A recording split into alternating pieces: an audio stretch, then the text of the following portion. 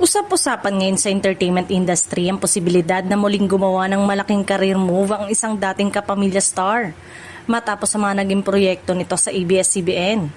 Lumakas ang tanong ng mga netizen kung makikita na rin siya sa TV5 sa mga susunod na buwan. Lalong naging kapansin-pansin ang isyong matapos ang sunod-sunod na development sa TV5 at MediaQuest na patuloy na naghahanda ng mga bagong programa at pakikipagtulungan sa mga malalaking pangalan sa industriya. Dahil dito, naging mainit ang espekulasyon kung sino pa ang mga artistang maaaring mapabilang sa kanilang mga bagong proyekto. Kung sakaling matuloy ang paglagda ng kontrata, magiging malaking development ito para sa karir ng nasabing artista.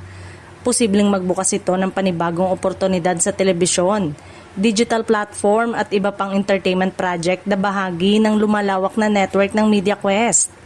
Hindi rin maikakaila na marami ng artista ang gumagawa ngayon ng iba't ibang career moves upang mas mapalawak ang kanilang mga oportunidad. Kaya naman, hindi na rin nakapagtataka kung may mga dating kapamilya star na muling susubok ng panibagong tahanan sa industriya. Samantala, hinihintay pa rin ng mga tagahanga ang opisyal na kumpirmasyon kung sinong tinutukoy na dating kapamilya star at kung totoong may nakatakdang contract signing sa TV5.